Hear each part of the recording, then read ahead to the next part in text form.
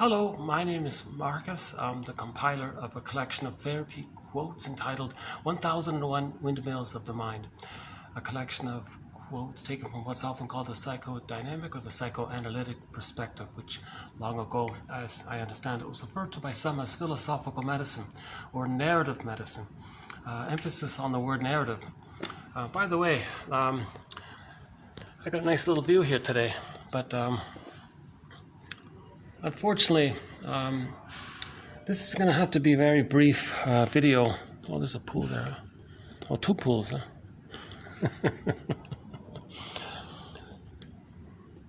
Yeah.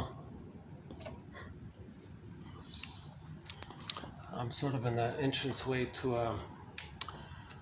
a restaurant that only opens at night. And it's about 2:40. So I think I'm gonna just make this like a 1-hour video before the guests start coming in at around 5 or 5:30 or whatever it is.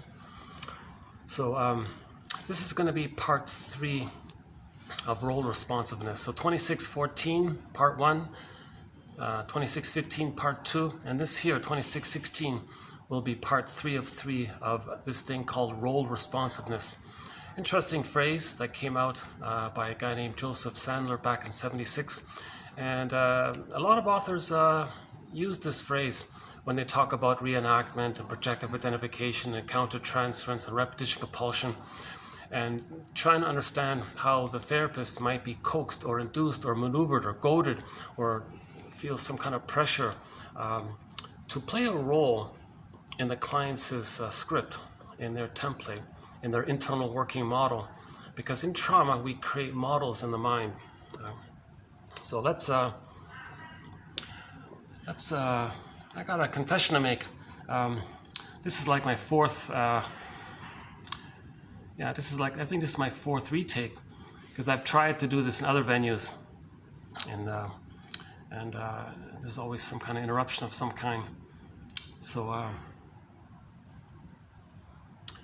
I feel like, plus I'm having an off day, so I feel like I want to get the quotes out and keep going, and maybe this video won't be so bad, but I feel badly because I'm not in top form right now to do these videos, to do this video today, especially after all of my interruptions. And let me just take in this moment here. Oh, hi there. Hi. Hello. Hi. Is that all right with you? I'm going to be standing here for about 1 hour. Okay, sure. Yeah. Okay, sure. Yeah, great. Okay.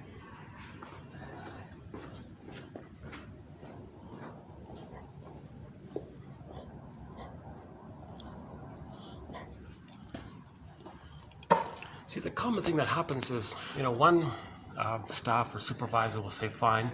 10 minutes later, another one comes in. I got to explain it again. And then there might be a third one that comes in. I got to explain it again. And then finally, after all these interruptions and things, I thought, fine, I'll just change venues here.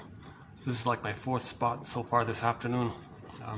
My search for a regular venue, oops, I don't want to get anybody in the camera here. It might happen by accident. I try not to get anybody in the camera here. Yeah, my regular spot to do these videos, I had a very good spot by the pool. It was quiet. I could bring in the good speaker, and so most of the videos were done by a pool area. Due to all the changes that took place, I'm on the road again looking for a new place. So in the meantime, I'm sort of scattering, doing one video here, one video there. So hopefully, I believe eventually I'll find a place where I could sort of settle in. But I want to keep the quotes going. I want to keep posting these quotes. And so we have, all in all, roughly 9,000 quotes on this YouTube channel. So 900 videos, average for an average of 10 quotes per video. So one could get 90% of the collection of 1001 Windmills of the Mind right here on YouTube, just if you click the More link or the See More link in each of the videos there. But for convenience, one can go to the coffee page, buymeacoffee.com/psychoanalysis for the complete encyclopedia, over 10,000 quotes. And it's a rich material. I believe it to be the best sort of now again, these are all theories, these are all speculations, these are working hypotheses. Maybe they're stepping stones leading to better ideas. You know, we're being a psychological detective here. And so these are the clues that have been passed down to us. You know, so it seems to me we got to pick up the clues and continue with the work of solving the mystery. Well, how do we heal from an insecure attachment style? How do we upgrade from attachment trauma, which leads to emotional freezing, which leads to repetition compulsion and not enjoying the present because we're dwelling in the past? How do we convince ourselves that emotionally that we're not in the past anymore, that it's safe now, that we're older now, that we can get back our feelings, that we can get back our embodiment, and hence make sense, enjoy the present, and stop repeating the past? So the Greenberg film is very good. Shrink said to the guy, quote, "You have trouble living in the present. So you dwell in the past because you never really lived it." Hey, if I do this, do you get the nice view if I do this? Not really, eh? That's too bad, huh? Yeah, this is one of the nicest views we've had here, eh? Maybe I should just do this. Maybe I should just do it this way here. So there's a film called Greenberg. Not the greatest film. I don't really recommend it, but one of the best movie film quotes came from that film Greenberg. Again, Shrink said to the guy, "You have trouble living in the present, so you dwell in the past because you never really lived it." Yeah? So, as I was saying in the past three takes of this video, I'll do it again. It's take 4. This is take 4 for today. Unusual day today. So I think it's just simple classical conditioning.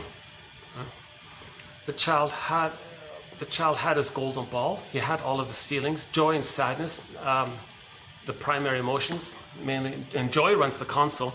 That's the normal temperament. So all babies in the uterus feel embodied. They have their golden ball. You know, so that's normal development, to have our feelings in our body. I feel, therefore I am. So our psychological self is linked with our sense of self, our ontological self. That's normal, and the temperament is that joy runs the console. So I mean, not necessarily joy in terms of great excitement all the time. One form of joy is the serene, inexhaustible fullness of being. Yeah, they don't have the AC on here. I guess they put it on only at night. Huh? Yeah, you're gonna see me sweating. I'm sweating already here. Jesus. Is there any cool? Let's see if it's cooler down here. Yeah, hold on a second. Let's go. Let's check out down here. Boy, what a day today. I've really been... Oh, he closed it up here. Let's see, is it cooler here? Oh, it's the same, yeah. Gee, this is one of the toughest videos I've ever had to get out. This one here today. Another pool.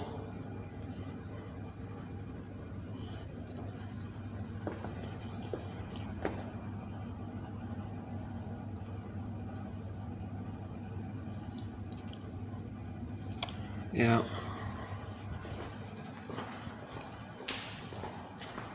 Oh, I see. Close the door.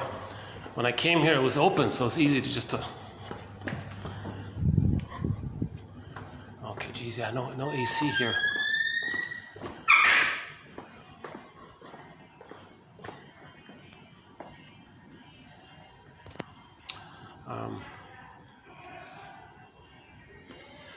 Boy, yeah, this is once in a blue moon. I have a day where I just have like a constant sort of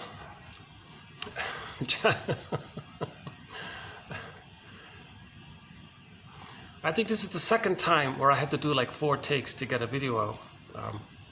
Usually I can do it in one go, one straight go. That's the norm. But once in a while, I get bounced around a bit like this. Hopefully, we'll be okay here today.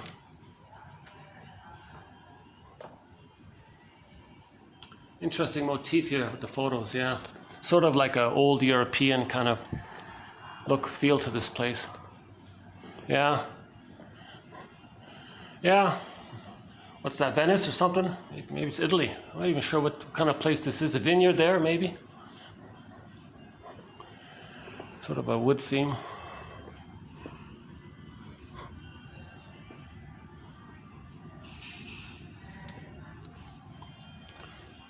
So let's go back to that Greenberg movie. So Schwing said to the guy, you know, you're not really enjoying the present, are you? Because the guy would say something like to the effect, I feel like I'm living the provisional life, the unlived life, the, you know, so-called feeling unreal. So he's missing something. He's missing his golden ball. He's afraid to enjoy the present. Now, the baby enjoyed the present in the beginning, but if he's traumatized due to some kind of trauma, we're not talking about situational shock traumas, mainly. That's a different topic. And we're talking more about developmental issues. That's an easier area to work with. So first, I think the general consensus is let's build our consciousness around the area of developmental trauma, attachment trauma, strain trauma, interpersonal trauma, right? And that leads to some kind of earth opens up and our pureness gets pulled into the non-reporting brain. So earth opens up and this core in the myth gets zooped down into the underworld, meaning the non-reporting brain. Implicit memory system, pre-verbal memory system. So in a myth or a fairy tale, something that gets zooped, something pure that gets zooped away, that's called repression. So the golden ball goes down the well. Joy and sadness in the Disney film Inside Out gets zooped away. The king in the Atalanta myth, the king puts the baby in the forest. Okay, something pure gets lost like that. That's a very dramatic one with the baby getting lost in the forest. But that's just a metaphor to say something pure and innocent is lost in this other world, right? Like in the Disney film Inside Out, joy and sadness, they were in this magical other world.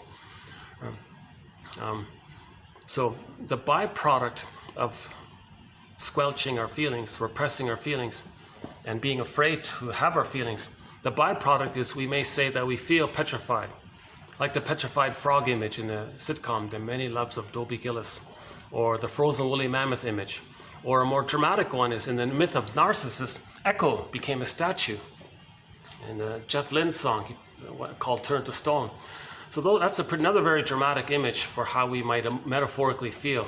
This hardened, like stuck or petrified or frozen, turned to stone. You know, these are tough images, but they sort of point to the approximation that that's how we feel when there's trauma. We're afraid to feel, so we freeze up inside, so to speak. So, so we lost the golden ball. Golden ball goes down the well. Now, knowledge of the trauma. This can the fear around knowing the trauma is represented in the Wizard of Oz.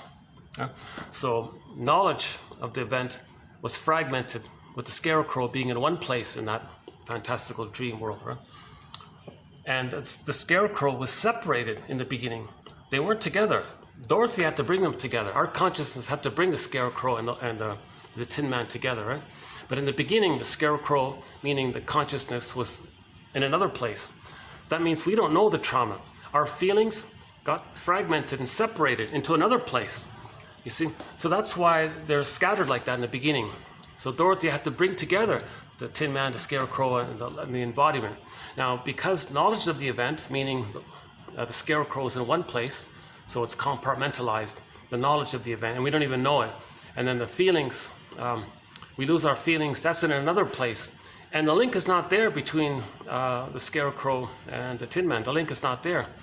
Now, the two of them being fragmented like that, the result is the embodiment is missing our mind and feelings. So that's the cowardly lion is in a separate place. So we have to realign the three.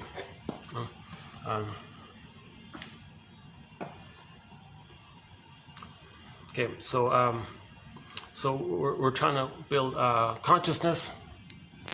As we build consciousness, then maybe the Tin Man can make friends with the Scarecrow, and then the two of them can make friends with the lion, and they can all come be realigned, kind of thing. So we're trying to build consciousness here.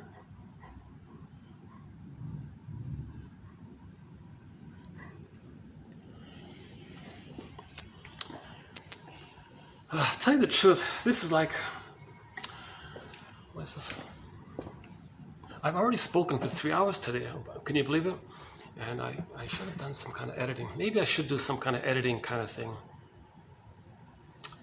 Oh my God, I just realized, why didn't I just hit the pause button and continue in another place? Why do I stop and restart like that? Why do I? Okay, okay, I just realized something. If there's going to be an interruption here in the next hour, I'll hit the pause button, find another place and continue it. Oh my God, lesson learned. That's what I need to do. I had this habit of just doing it all in one take, but why don't I be a little more flexible? Yeah. Yeah, okay. Oh, the window's nice and clean here. Yeah, it's great.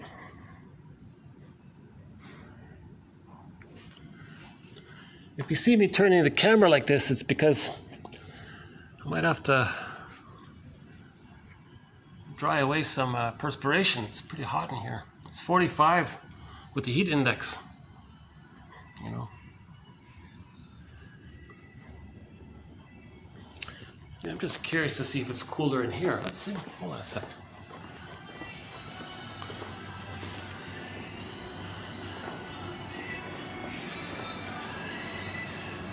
Nah.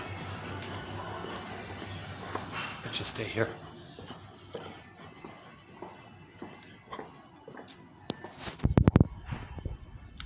So with trauma, the organism seeks healing. Okay.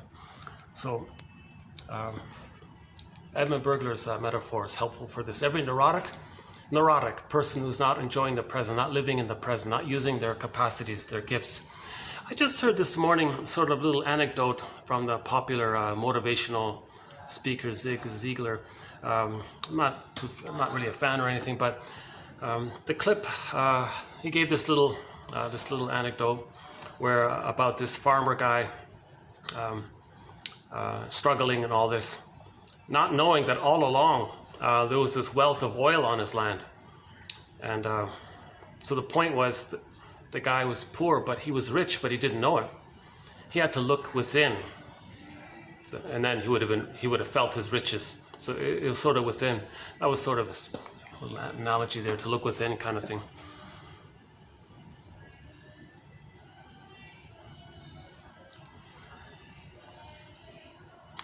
Okay, so repetition compulsion.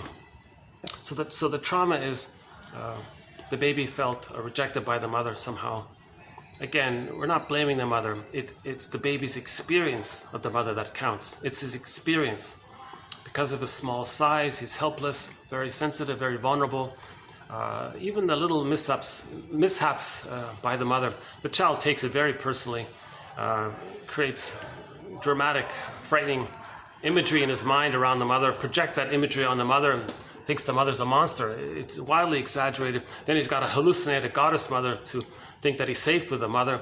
So the baby's doing a lot of emergency maneuvers of the mind known as defense mechanisms, splitting, projection, etc., repression. Those are all major threads here, but let's just sort of stick with the basic point. So repetition compulsion is, organism seeks healing. So the main ways the repetition can take place, one is called direct. So baby felt shamed by the mother. Person may go through life trying to restage that. So they'll coax people into roles. They'll want to induce people, put a pressure on people, maneuver people, goad people into the role of rejecting mother. So they actually unconsciously, unknowingly may make themselves behave in a way, put some kind of subtle pressure on the person, sensing maybe how they can push their buttons, or try to get them to play the role of rejecting mother because they want to reenact how the mother rejected them. Now again, the purpose of doing this is that the child doesn't understand time. So if he's traumatized, he thinks, no, I don't want this experience. Let's play it again, get a proper needed outcome. But there is time. So the fantasy is that if he replays it, maybe he can get some better outcome for the past. Maybe somebody in the present can invent a time machine, take the two back in the nursery, and the recipient becomes the good mother, the projector becomes the baby, the love outcome that the baby needed gets satisfied at that time, hop back in the time machine, come back into the present, morph into their present roles, and then the person says, hey, I don't need to goad you, I have my feelings, I can enjoy the present, I don't need to relive the past with you. So trying to get others in the present Our first quote here is get them to be like an actor, like a staging thing. That's not enjoying the present. So we repeat the past in the present because of the pain we're feeling. The present becomes the presenting past. So the present is like a new edition, a new version, a replay of the past. Yes, cognitively, the person knows the present is not the past. But emotionally, no. The emotions are driving all this. It's called unfinished business. Again, the Greenberg film, you have trouble living in the present, so you're dwelling in the past. That's the unfinished business. You're dwelling in the past, you're trying to finish it. Meaning have enough acceptance, somehow have enough forgiveness, somehow have enough awareness, to allow, one person said, the memory to move up to the consciousness. So we want to make the unconscious conscious. Then the metaphor is the ghost can become an ancestor, a memory that serves us, not haunting us, kind of thing. Or the Furies become the Euneminides. So the Furies means the person wants to develop, but they're going to. But how does a person know themselves when they never got the feelings of love to feel safe enough to know themselves? To do so anyways, you're going to feel the Furies, meaning how a baby might feel when he thinks the mother's abandoning him or rejecting him, not meeting the baby's needs, gaslighting the baby, putting the baby in double binds, misunderstanding the baby's cues and signals. Baby's emotionally hungry. Mother says, oh, here's some food. Baby says, no, I need your reverie. I need your attunement, your presence. I need some kind of maternal positive experience with you. I need the maternal holding environment with you. And I need like a musical exchange with you. I need you to see me for who I am. I need to see that you're present, and then I can feel present to myself. He needs like an emotional feeding. Mother says, oh, here's a bottle. No, I don't want the bottle. And, oh, what's wrong, baby? You're fussy. She puts honey on the rubber nipple, overstimulates the baby, tricks the baby's mammalian part of the brain to send the baby serotonin so he calms down. Baby's very shamed by this, a huge violation, a huge betrayal. Okay, so if the mother doesn't understand the baby's signals, this can happen. If the mother uses the baby, the mother might replay what happened to her in her repetition compulsion. She might place her lost innocence onto her own baby and then reenact what happened to her. So she's going to shame her own baby to reenact how she had been shamed by her mother. So of course the baby's hurt by this. Some mothers use the baby to parentify them or turn them into a teddy bear and want to arrange it so that the baby is always dependent on her and responds to her and needs her. So she rewards aggression and punishes the child's autonomy. And so the mother doing these kinds of things, the mother's not supposed to use the baby to meet her needs. So the child doesn't feel, he's gaslit by that. His reality, okay, earth opens up, his core gets pulled down. Joy and sadness zooped away. Baby in the forest. In the sci-fi film called The Room, the little daughter opens the door and to some mysterious room, and she disappears, and the father has to run in and find her. Something pure gets lost like that, And then the resulting feelings is, again, petrification, freezing, stone-like feeling unreal, etc. Right? And the vocabulary for this is alexithymia, not having words for our feelings because our feelings are lost. They're in deep cold storage, like they're frozen. So we don't have words for our feelings. And if we don't have access to sadness, then we can't mourn losses. That's called complicated grief, aggravated grief, the derailment of the grief process. It leads to pathological melancholia, melancholia proper, or pathological nostalgia. So this dwelling in the past, not enjoying the present, pathological nostalgia, and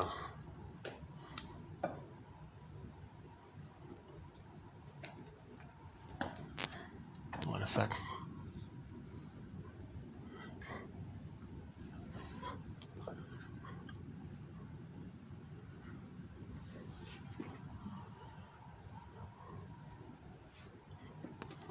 Maybe what I'll do is let's run through these quotes. And yeah, if I have to leave, I'll hit the pause button this time. I can't believe it. Lesson learned. Yeah, lesson learned. So it took me 3 hours to finally realize I could have just hit the pause button and moved and continued, right? Why did I forget? Yeah, because I'm having an off day. I'm not thinking clearly. Yeah, that's right. That's why. Okay. So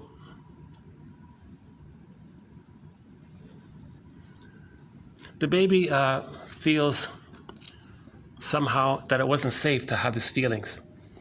Again, mother's misattunement, malattunement, mother using the baby, mother not understanding the baby's signals.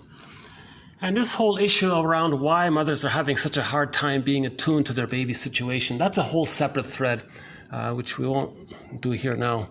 But that's a very important thread. That's sort of in the top 5 most important threads in 1001 Windmills of the Mind, understanding why mothers are so disconnected from their babies and how they might be using their babies to meet their unconscious needs. You know, that's the issue there, called intergenerational trauma.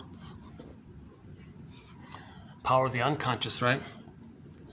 So the power of the unconscious, the iceberg metaphor again, right? The power of the unconscious, all of that energy is called the id. Right? So this id energy sort of driving or compelling the person to get out of the pain, to get the proper loved outcome, with the fantasy that somebody in the present can be the good mother that should have existed in the past. So let's replay it and see if we can find this perfect loving mother for the past. It's ridiculous, it doesn't work. So repetition compulsion, how do they repeat? How do they replay? How does that look? One is called direct. Okay, mother shamed the baby. So person go through life unknowingly goad someone to reject them. That replays how the mother rejected them. Them doing this is called repetition compulsion, with the fantasy that when they replay it, when they recreate it, maybe somehow they can undo it. Okay, so in the process of recreating it, they're going to refer to the templates, the psychic templates, okay, these deep imprints, these memories, and they're going to orchestrate the present to fit it, or superimpose those templates into the present, distort the present to fit the templates, just because they want to replay it, hoping again with the fantasy that they can change the past. It's ridiculous. So they do it again and again. So that's why these templates, these deep memories, intrapsychic world, working models, traumatic script, schema, CCRT, core conflictual relationship theme, role reciprocal procedures.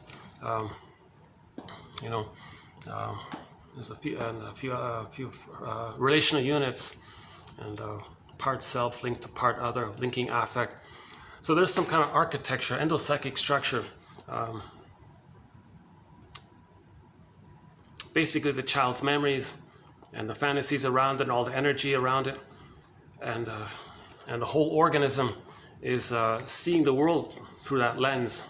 And so they're going to distort the present, not enjoy the present, still living in the past, still dwelling in the past. That's the issue. That's the whole issue. That Greenberg quote, that's one of our top movie quotes. Again, you have trouble living in the present, so you're dwelling in the past, repeating the past, replaying the past, okay?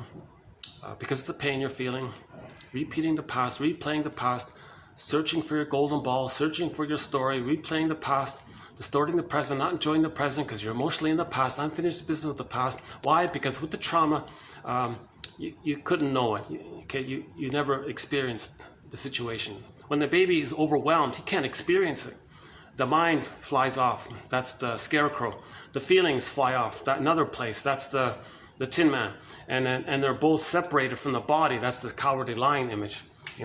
So, and in one image, the baby's perception of what causes all that is when the witch sends the flying monkeys to prevent the protagonist to be healed, to be themselves.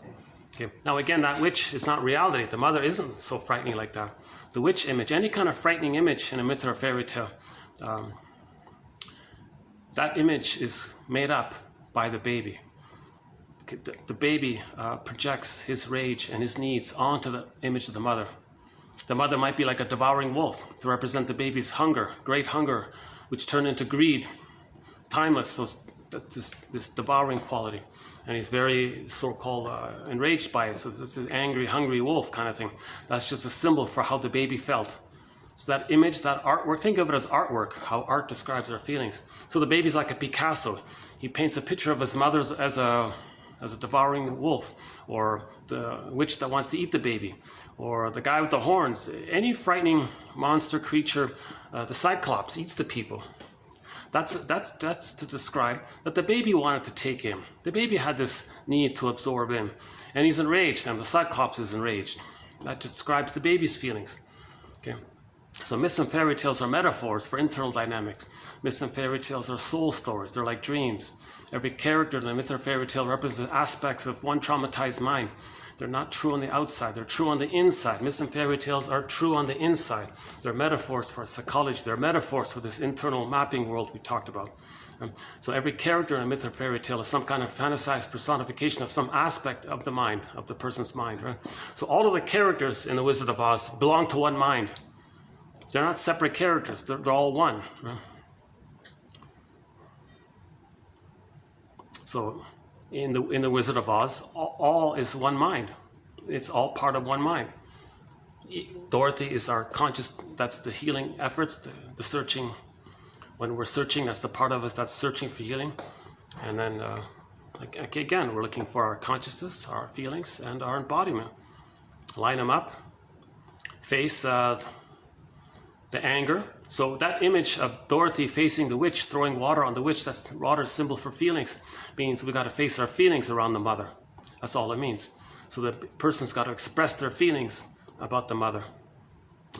I know about the image they created of the mother. They got to face the feelings that they see of the mother. So when they see the mother as a frightening witch that wants to hurt the person, that's a projection of how the baby's attributes. So in other words, in the healing journey, we got to face how when we were babies, we were enraged and scared and shamed by the mother's misattunements, malattunements. Again, 90% of the mothers in North America, by one estimate, are not providing their babies with a secure attachment style.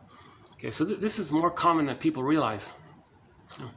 And this insecure attachment style, there are different forms of it. One theory is that it's going to depend on when the freezing takes place. If it's before 4 to 5 months, it can lead to the bully pattern, the Iago pattern, lower functioning BPD pattern, and a few others. If it's sort of post 4 to 5 months, but before 18 months, that's going to be the narcissistic pattern.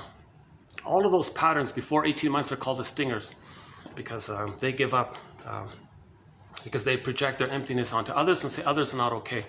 Okay, they hold on to their grandiosity and say they're okay.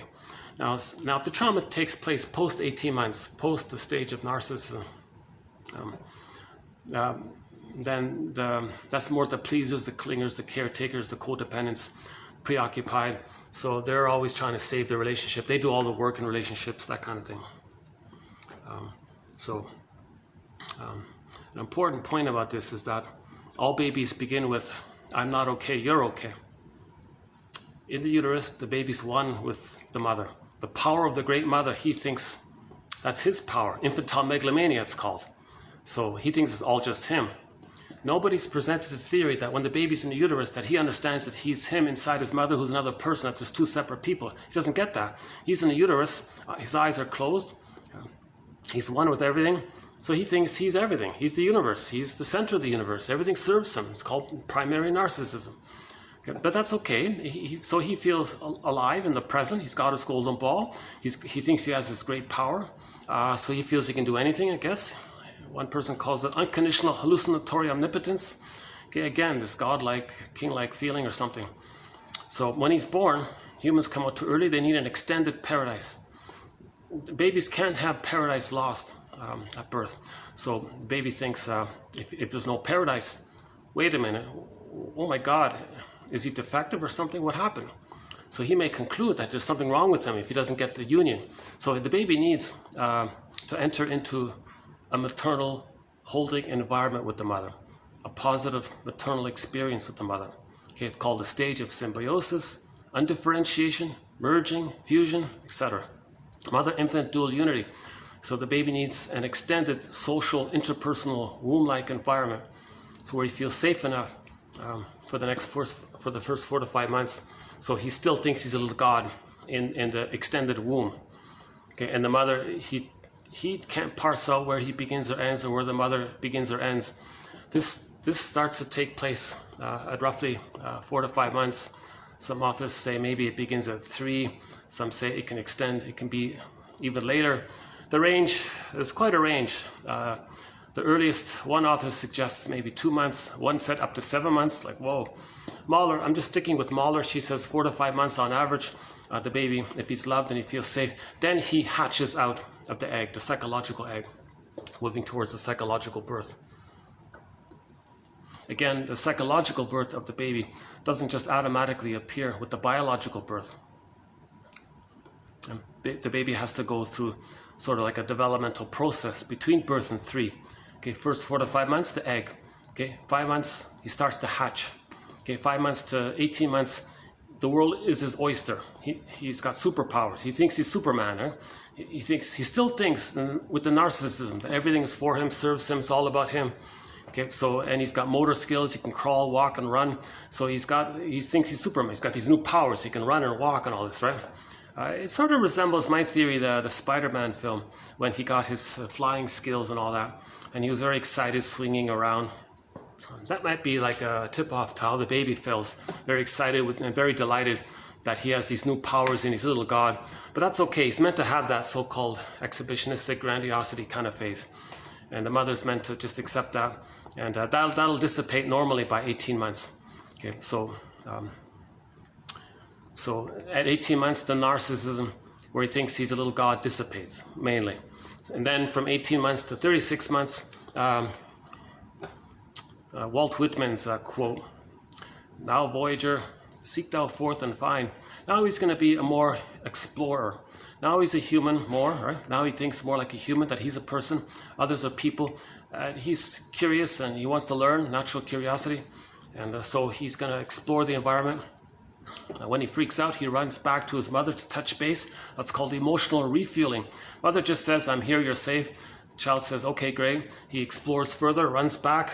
Okay, mother says, "Okay, you're safe." Touches base, emotional refueling. Explores further, runs back. This goes on back and forth for the next 18 months. So during that time, that's called the rapprochement phase. During that time, the child needs to understand that the mother's going to be okay, that the child's going to have a psychological birth and not really psychologically too much really depend on her and need her. So he's got to see that, because some others squelch, they freak out. Some others say, "Wait a minute, this child's becoming too independent emotionally.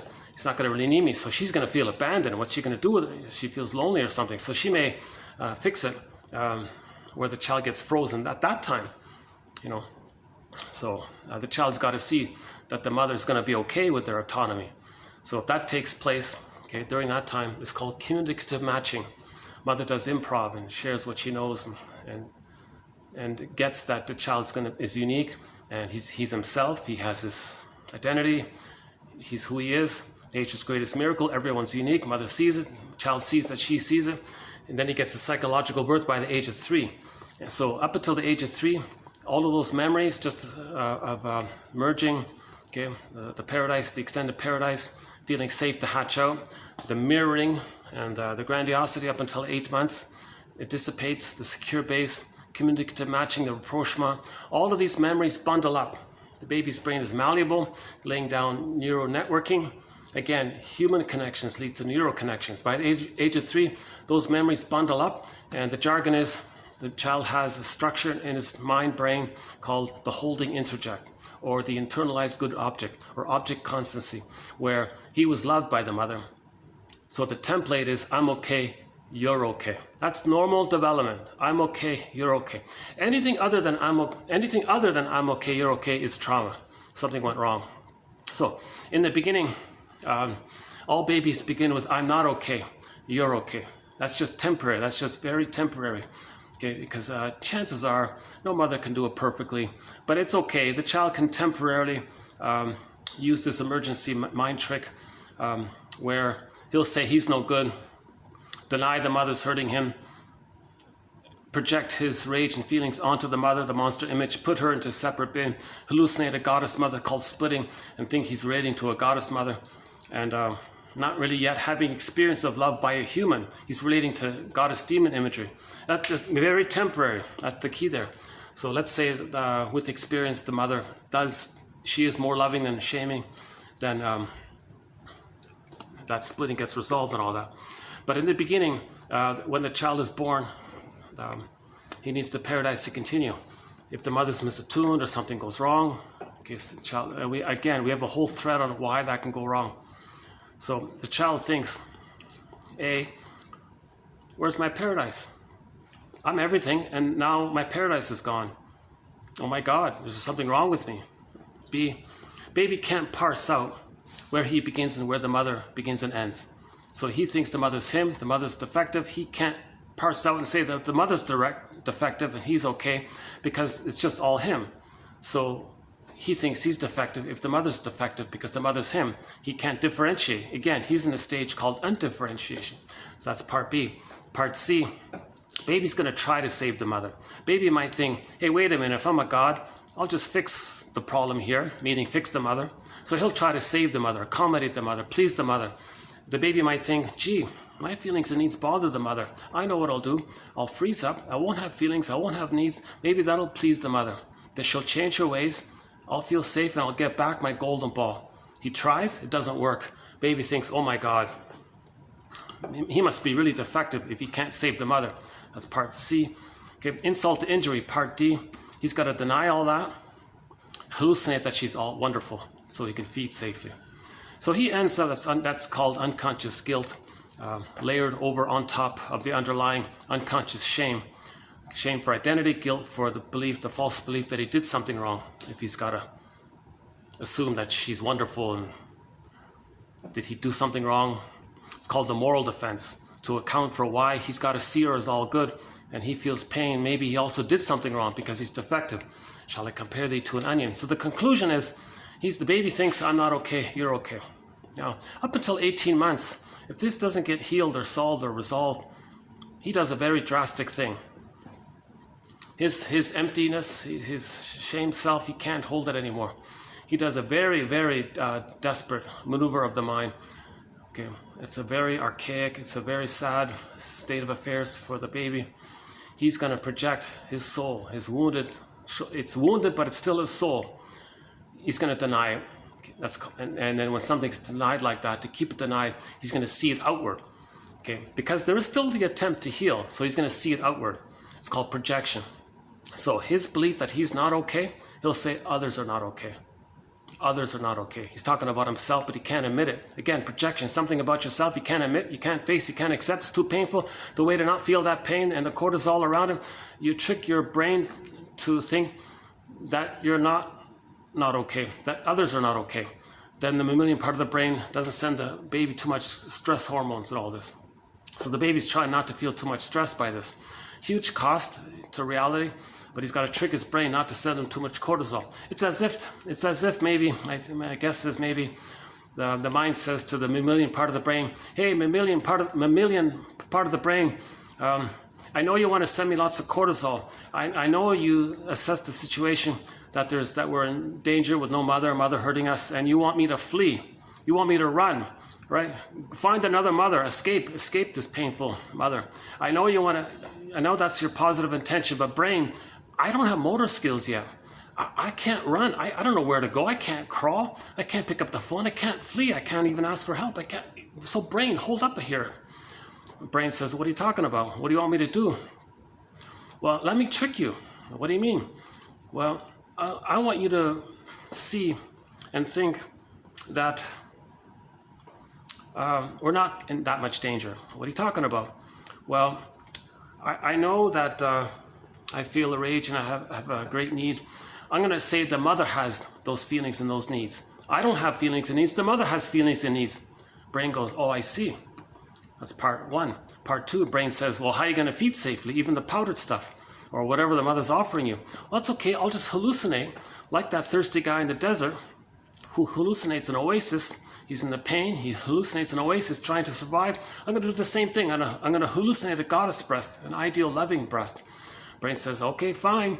If you think you're safe, I won't send you all of that cortisol. So that's the mechanism of the mind called defense mechanism.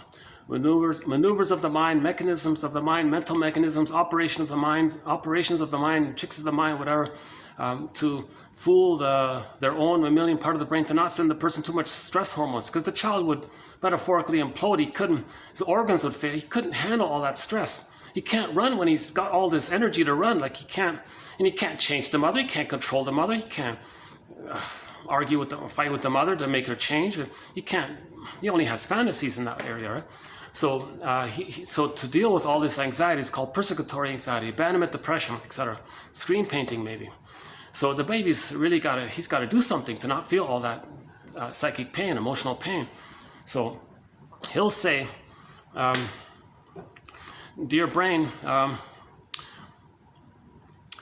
this being empty and unloved and the pain around that, you know what? Others are no good, empty, and unloved. You know what, brain? I'm going to hold on to the grandiosity. So, Narcissus looks into the pool of water. He sees a reflection of himself as he's transfixed there. That means that's a symbol. That's the ancient storyteller's way of saying that all babies think is just them. Now, he's supposed to have the experience of a mother looking at him, mother's loving gaze. Baby feels seen and loved by the mother. So there's him who had been loved by another, the mother who loved him. So that moves towards differentiation. Someone loved him. He was loved by the other. There's two there. He never got that. So he's stuck at that more primal, archaic place, that like in the womb, where he thinks it's just all him. Okay, so that's the image of Narcissus being transfixed in the pool of water. By the way, his soul, because of that, disassociated, echo, turned to stone. That dramatically conveys trauma, that Narcissus myth. So the mind says, hey, hold on a sec. It's too bad there's no AC in here, eh? Jesus.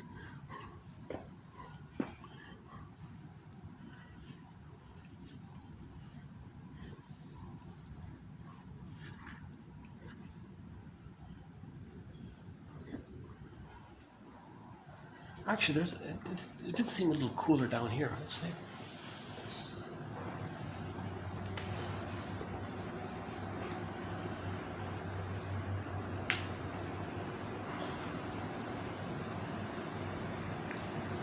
Yeah, nice venue here. Yeah. Must be a little expensive. I'm sure it's expensive here. How's the view here? Anything's different? Pretty much the same, eh?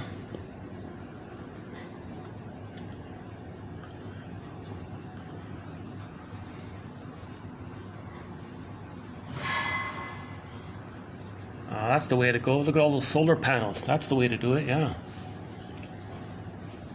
Harness the energy of the sun. Yeah, there's some more solar panels. All right, yeah, that's the way to go, yeah.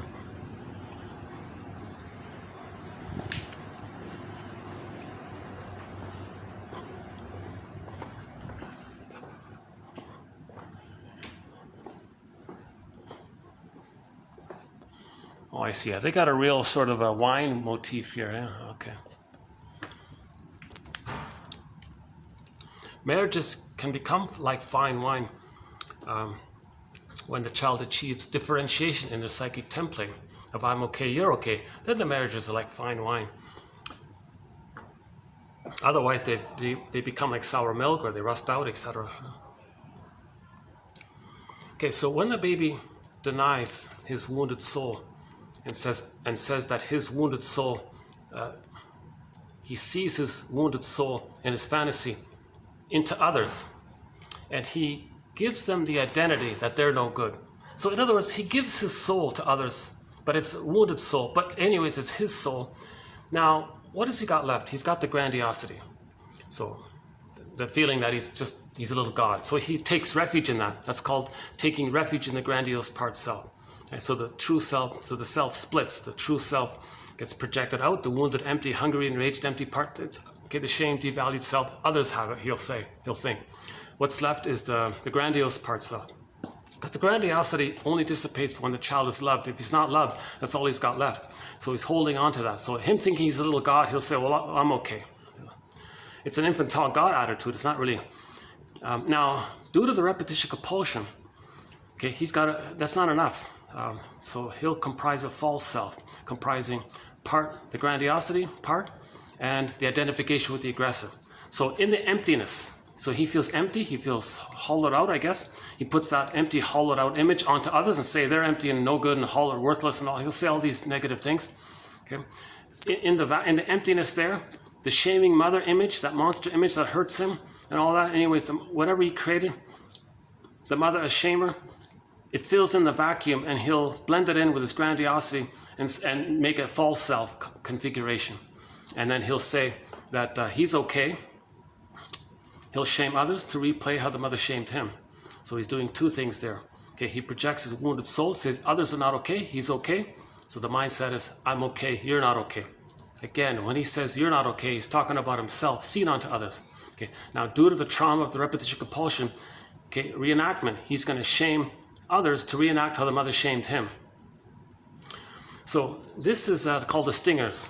So that's so some of the personalities patterns are in that stinger category.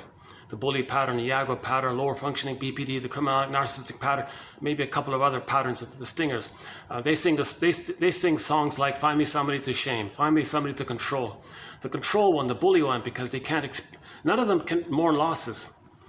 None of them can have fine wine love. None of them can love, because the main emotions are hate, greed, envy. With the stingers, hate, greed, envy, spite, vindictiveness, schadenfreude, of course, ingratitude.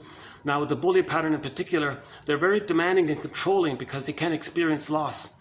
Okay, all of them, none of them can experience loss, including the narcissistic pattern. They can't experience loss because they don't have the psychic structure to experience loss. The psychic structure needed to experience loss is differentiation. But differentiation means that the child was loved, therefore joy in Disney film, Inside Out, joy and sadness are at the console. So if the person has access to sadness, then they can accept the loss. If they don't have access to sadness, okay, the reparation and the feeling, the value, they can't mourn losses. So they become curmudgeons because they can never mourn losses. Okay, as they go through life, they're reminded of the loss. They got to deny it. So that's one of the manic defenses. The contempt is there, didn't need you anyways. So they're bitter curmudgeons usually late in life, the stingers.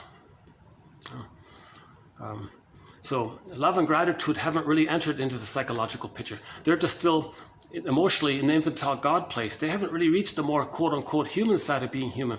That's post 18 months. But to get post 18 months, hence differentiation, loss of grandiosity, the child needs to be loved for that. This is pretty basic, right?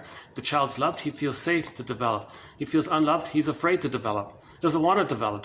He'll just hold on to the grandiosity thing. And so his slogans are, who cares? And very negative attitudes and cynical. And cynicism gratifies infantile megalomania. You know. And a lot of splitting is very pronounced there, like the either or, all or nothing, perfect and forgive it attitudes. Because with trauma, the more traumatized the baby is, the more the person's going to see things an either or way. It's a quick way to organize because they're just survival mentality, useful for my. Okay, so. Love, joy and sadness were zooped away, right? At the console is mainly, the fear gets overwhelmed to anger. So anger is like a reaction to when the love is not there. Anger is not primary. The stinger personality is not primary. It's a reactive thing to when the love is missing. Love is primary. Love is the natural state of affairs when the child gets his needs met. So we got to forgive our mothers in lieu of not getting the love that we were supposed to have gotten, right? Now, if the child can hold on, so those are the stingers. If the child can hold on to his soul up until 18 months to the original, I'm not okay, you're okay, post 18 months, but he's frozen between 18 months and 36 months, he hasn't achieved a psychological birth also, but he accepts the more wounded human childlike state. So he's more openly sensitive, vulnerable, emotional, more childlike. Now, the stingers hate all that. The stingers have immense contempt for all that because at once upon a time they had those feelings and they gave up and said others are no good. So they don't want to see in others what's in them that they denied. So they hate to see themselves, to be reminded of their condition, of when they had feelings and pain. So if others express vulnerability and sensitivity, oh boy, so they're very negative towards that. And to be loyal to the mother that shamed them, they're going to shame others to reenact how the mother shamed them. So But the clingers have some love and gratitude. The grandiosity has halfway dissipated. Love and gratitude have partly entered the psychological picture, so they do care, and they still hold on to that false belief that it's their job to save the mother, please the mother.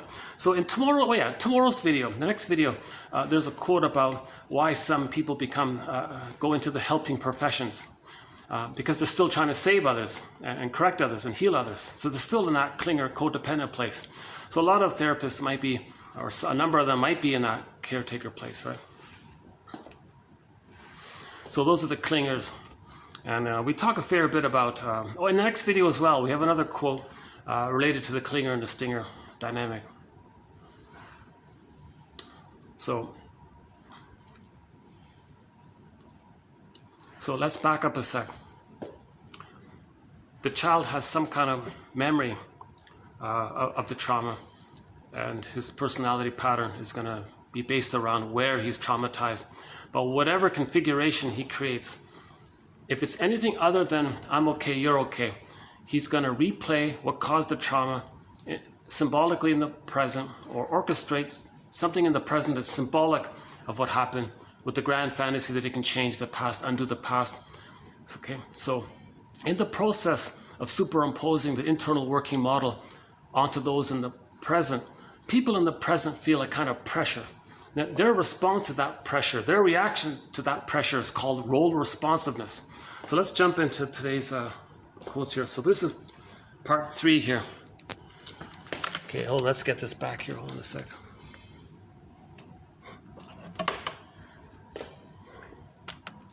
Okay, let's see if I can get this back here.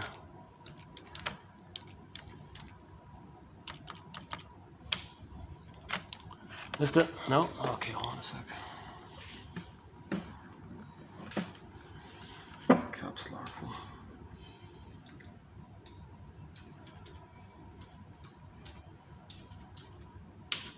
All right.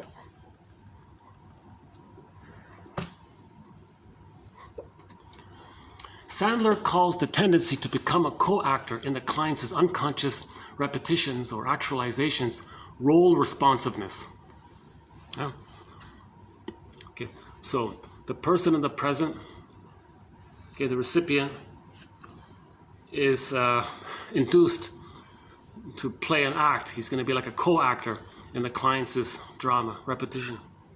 Again, Sandler calls the tendency to become a co-actor in the client's unconscious reenactment, repetition compulsion, transference acting out, role responsiveness. Right? So the client tries to maneuver, tries to goad, tries to induce somebody in the present to play an act, to do a staging thing that's symbolic of the interaction in the nursery that was so painful. Right? Role responsiveness, the interaction in which the analyst feels and responds in a way that is reciprocal to the client's role. Right? So the role is victim-aggressor, basically, right? You can think of the victim triangle. Now, the victim triangle, by the way, so remember the Karpman triangle. I like the one variation of it. It's called the victim triangle. So you got the victim one. Right? Now, the aggressor, that's a mask hiding or cloaking the victim underneath. So they're all victims. So the victim, the aggressor, and the rescuer are all victims in that model. Okay. Now we're not. Now the rescue. Okay, the rescuer is separate. If they're healthy, that's a different story.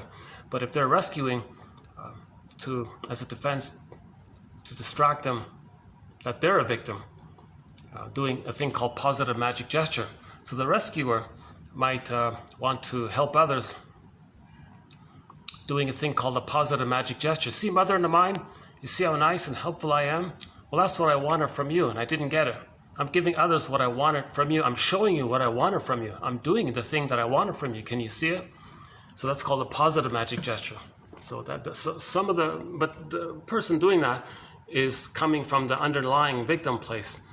So they vicariously some people think they vicariously think they're taking care of themselves. If they see their wounded victim self onto other victims and taking care of other victims, they feel like maybe vicariously they're soothing themselves. Kind of thing. Oh, I just noticed. I just noticed another subway line way down there. Oh, I see. Yeah, they got a few subway lines in this city here.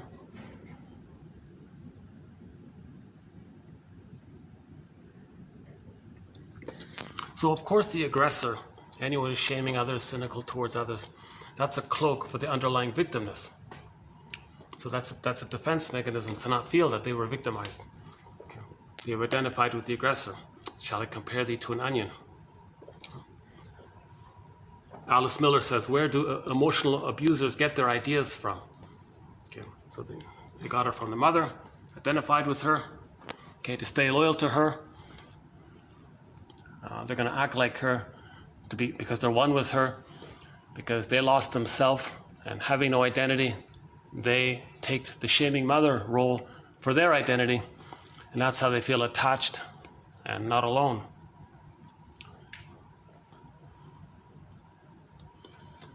So the victim triangle might be a little bit helpful for this second one here. Okay, third one here. The recipient. Now again, my disclaimer, I'm not a show. I mentioned this in the part take 3 or take 2, which I deleted already. So I gave my disclaimer on my previous takes. I'm not a shrink, I'm not an analyst, I'm not a professor, I'm not a midwife, I'm not a doula, nutritionist, social worker. So none of these. I have a humble BA, I'm the compiler of the quotes, and so keep that in mind. And I was saying earlier that I wish I could be analyzed, and then my anxiety would be, I would face that. All of my stops and starts and ums and ahs, and like today, I'm not thinking clearly today about not saving most of the videos that I did, little thing, that's my anxiety, right? So I wish I could be analyzed and enjoy the present more and feel embodied. And I'm sure my voice would be more resonant in the body. I'm sure I'd be a little more calmer in my delivery.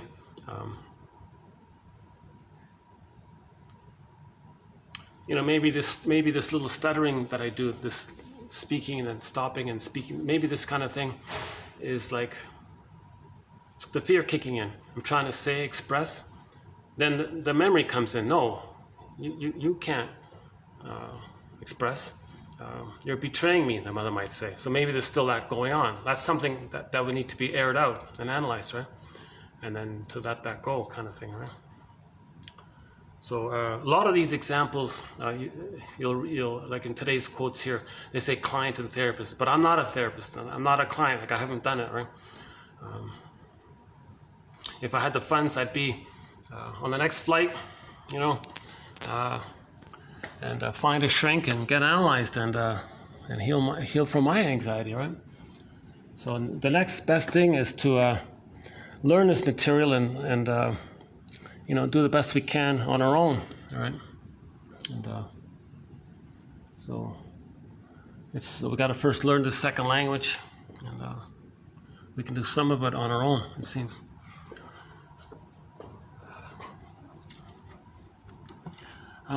The analyst's direct responses may follow from role responsiveness.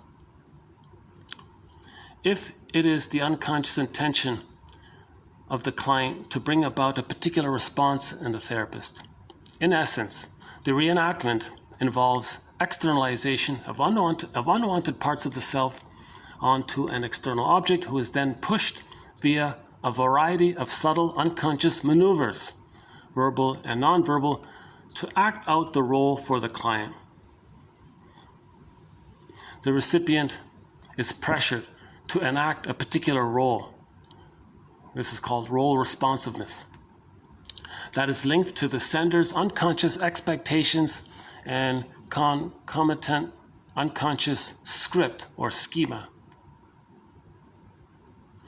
I believe that Levinson's idea of being pulled into, immersed, trapped in, or hooked in the client's unconscious mathematics or script is similar to Sandler's idea of role responsiveness.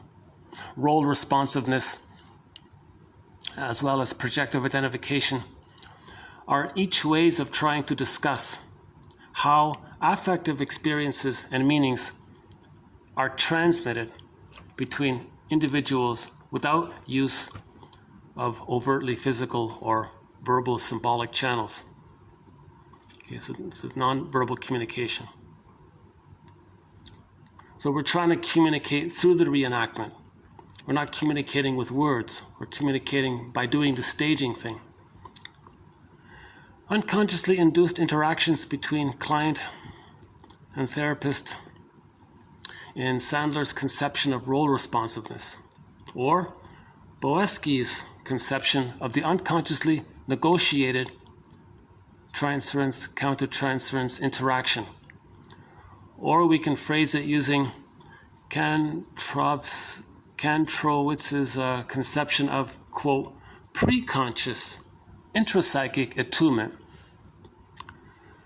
That might be some way to talk about intuition. You know, there's a preconscious, unconscious, intrapsychic kind of attunement, something with mirror neurons and something like that. Like, how do we know that the other can be goaded into a role? Like, why do we choose people? Right? What is it about them that reminds us of our childhood? We go like that way. So in other words, somebody in the present may possess some traits of the parent.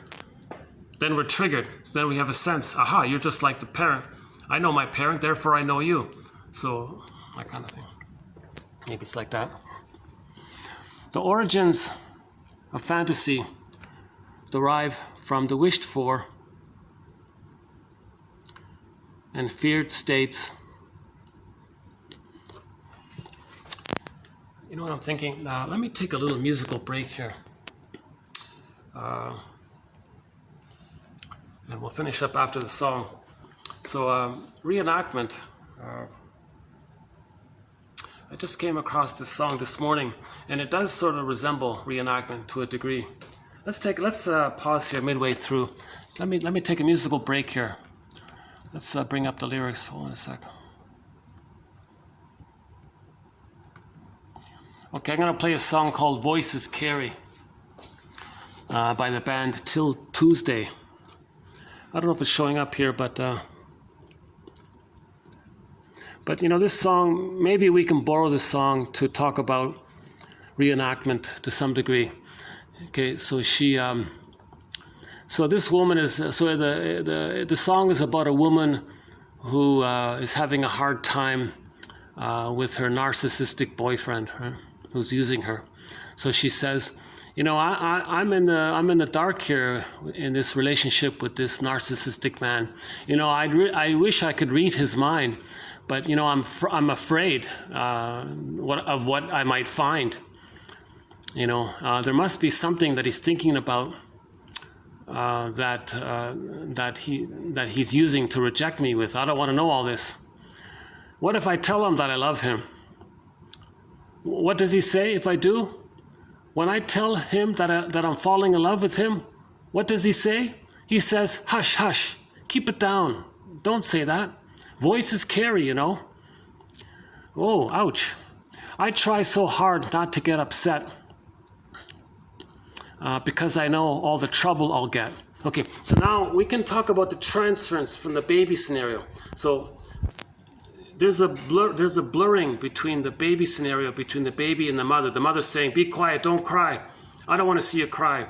Suck it up, don't cry. I don't want to see your tears. Don't make me feel guilty. Don't cry. So the mother might be punishing the baby for having feelings and needs and crying.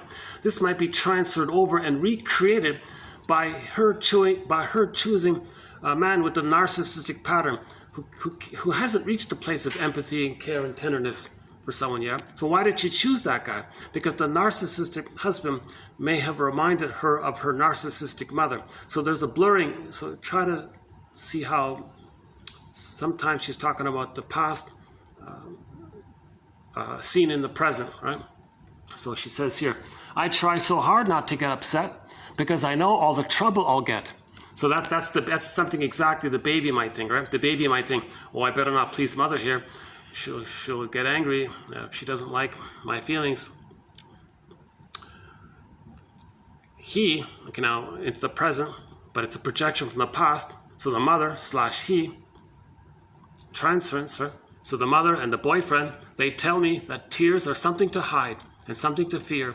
And so I try to keep them inside so no one can hear.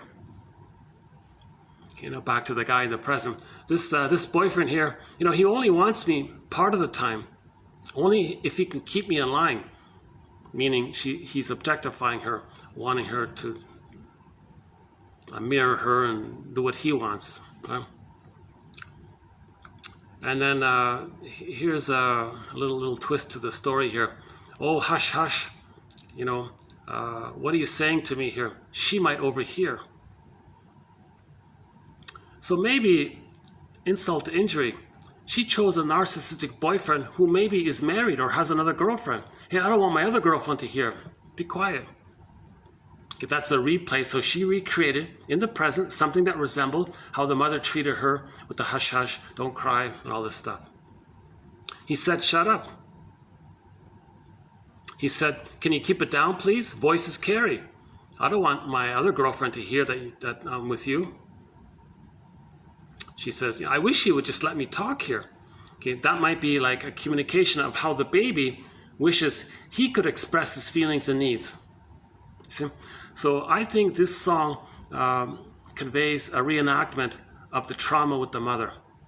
Okay? So the mother didn't listen to the baby, didn't hear the baby. Okay? So she reenacts that. With trauma, we repeat. So she unconsciously chose a man who's emotionally unavailable. A, he's narcissistic. B, he has another girl. So, and he's going to respond in a way. So she had this intuition that because he resembles the mother, that he might act like the mother, and he did act like the mother. So she's just replaying. And so, in other words, a person can look at their journal entry and say, oh my God, what I'm describing here, am I also describing the nursery? Is there like a transfer like that? The things that I'm saying now, is this like an echo from the past trauma? That kind of thing. So let's take this musical break here. The lead singer is a woman. The band is Till Tuesday, but the lead singer is Amy Mann.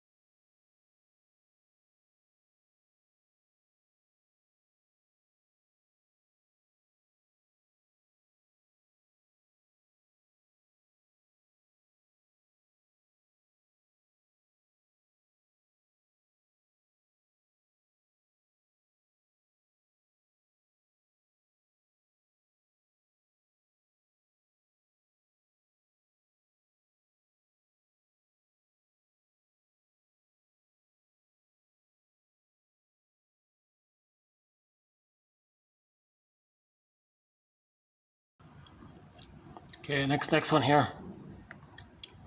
It is likely that the role responsiveness of the therapist is at least partially dependent on whether there are complementary or similar internal fantasies in both parties. Okay. So if the two people have similar traumas, they're going to easily play roles, right? Role responsiveness. The individual is prone to externalize representations of self and other in interaction, or the sets of rules and expectations that help organize the experience of attachment relationships, past, current, and future. The origins of fantasy derive from the wished for and feared states related to early experiences of felt security or lack of it in relation to the attachment objects. Role responsiveness occurs internally as well as externally, so that one can speak of attachment to fantasy objects as well as external objects. See, there's a key point here. This object relations theory is the study of the internalization and the mapping of interpersonal relationships. In the interpersonal relationship, the baby has attachment needs. So in the model, there's going to be the self-memory attached to the other memory. There's attachment going on that way. Inside out, as below, as above, so below. There's like a heal the inner, heal the outer. The outer is like a reflection of the inner. So in other words, the model of the self concept and the other concept, there's a relational dynamic based on the baby's original needs for attachment with the mother. So there's inner attachments. So the concept of the self, it has an insecure attachment style with the concept of the other within, and this gets reenacted with others outwardly. Role responsiveness in the internal object world, okay, i.e. mental representations of self and other in interaction, and externalized in complementary role relationships through exchanges of unconscious and conscious messages. That's what we're talking about here. Unconsciously, the individual sends out signals and behaves to induce complementary actions on the part of others, and he is unconsciously attuned to the role responsiveness of such objects. Yeah, so if you remind me of my mother, and I know about her and you're like her, then I have a clue to how you're going to respond, something like that. And I know how I responded to my mother. And so and you remind me of me, so I'll play my mother and you'll play me. So there's that kind of thing. Okay, very often the irrational response of the therapist may sometimes be usefully regarded as a compromise formation between his own tendencies and his reflexive acceptance of the role which the client is seeking from him. Yeah, so that discussion here was the therapist is behaving towards the client, and the therapist is confused because part of his behavior is because he was induced or his buttons were pushed by the projector, and part of it is his own personality and who he is, and it's blurred up like that. So sometimes the therapist is confused about himself. He's mystified about himself, they said. I came to understand that I was responding to him in an intuitive, adaptive manner, a degree of role responsiveness, in which I complied with the role implicitly asked of me, that of an object who would enter into a mutual gaze to allay the client's anxieties.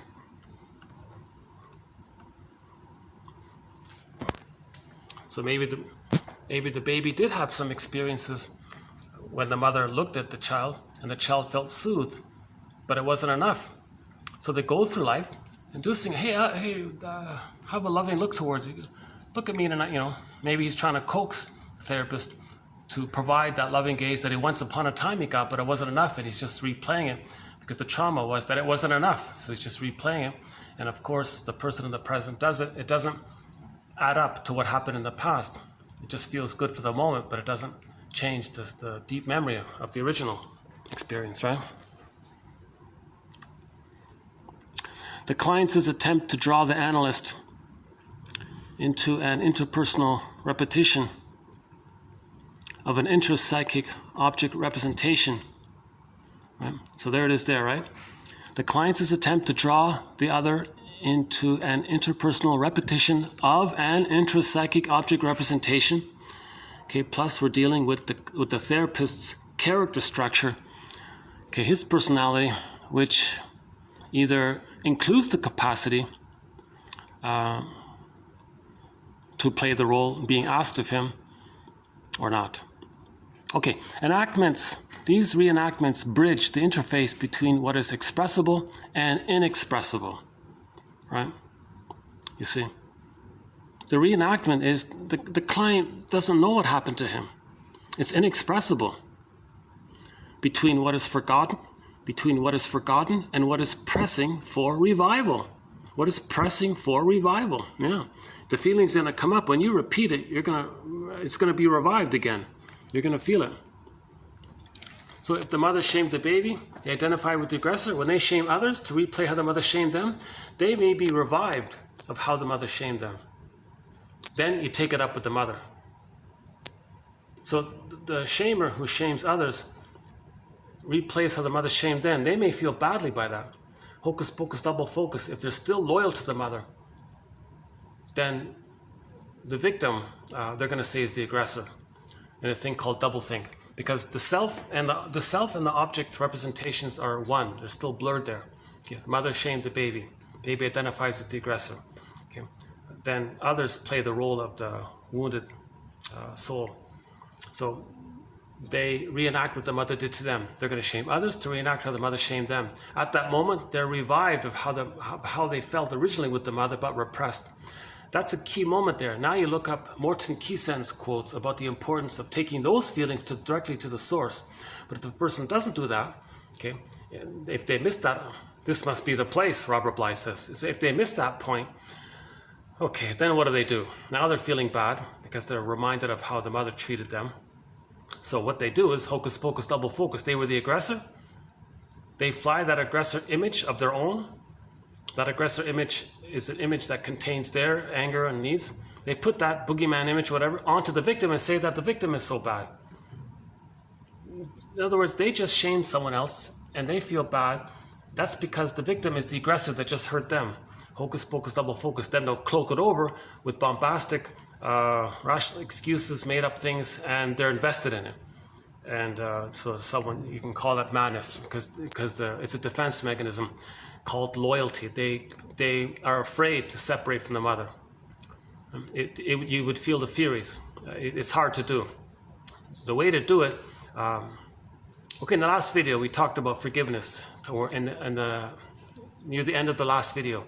So check that one out, about forgiving the parents, Bruce Springsteen and Rosanna Deerchild and Barry Grosskopf and all that. Okay, next one here.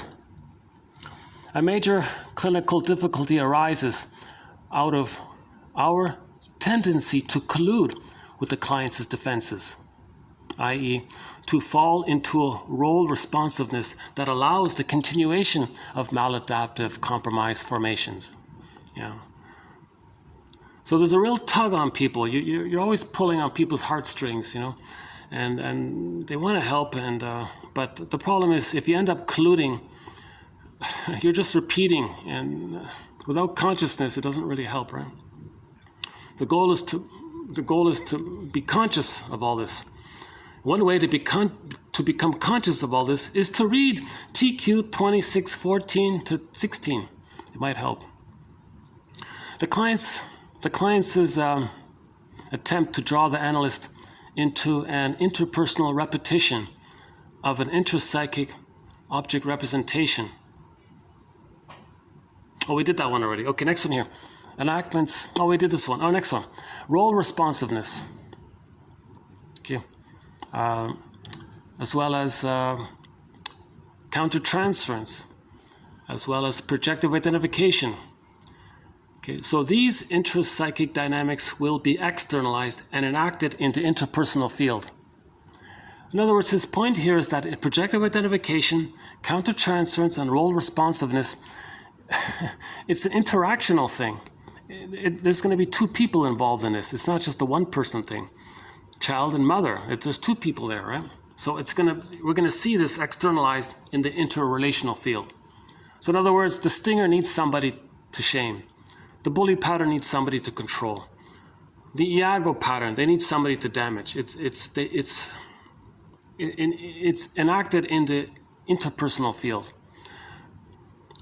and so on. The dynamic pull of the transference may draw the therapist into a corresponding countertransference reaction, the sort of thing Sandler designated as role responsiveness. Role responsiveness. The client unconsciously provokes the therapist into unconscious enactment of a role deriving from the client's childhood experience. Eve calls this the interpersonal induction model. For Eve, neither of these models accounts for the client's sense of emptiness and internal impoverishment. Yeah. So there's a lot of emptiness and underlying shame behind all this. Transference is configured by the innate propensity to seek and maintain attachment bonds.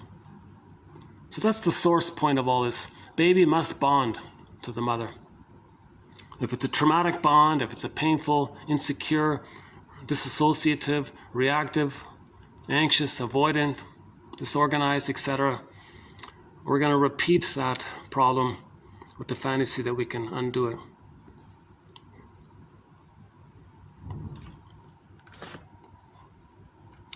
Actually, I've got another song lined up for today by one of our musical voices, Katja Epstein. She has a song called This World, Dies Welt, This World. And she says sort of a funny thing. Yeah, okay, this will be a short video. Yeah, what are we here for? Oh yeah, okay, I'll leave after the song. But I just realized this might be the sweet spot to come here. Eh? This sort of before they open up. Yeah, Katja Epstein sings a song called This World. You know, she says a funny little thing. She says, you know, our world may be just this little speck of dust. But hey, it's our speck, all of us, like it's our speck of dust. And besides, all of the other specks of dust are so far away. So let's appreciate our world, this world, our world. And she gives the example, you know, we can, the children can enjoy the beaches, or they can have a hard time if it's littered with dead fish and pollution and plastic and oil.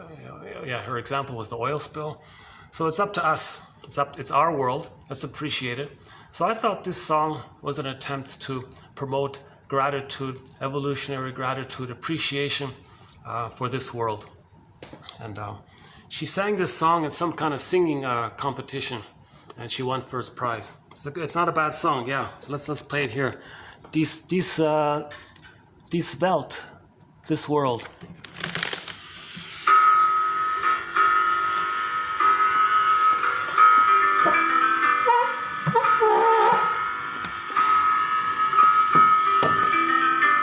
Okay, here we go. Sternenklare Nächte und die Luft ist wie Jasmin. Flüsse wie Kristall so klar und Wälder saftig grün. Kann es das noch geben oder ist es schon zu spät? Dass für alle überall dieser Traum noch in Erfüllung geht.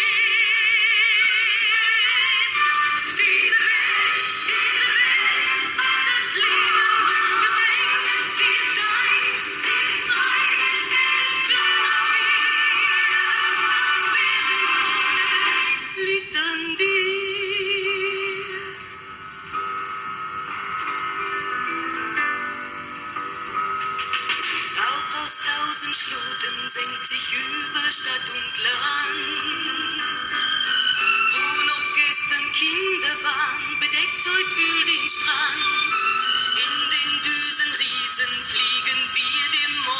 zu.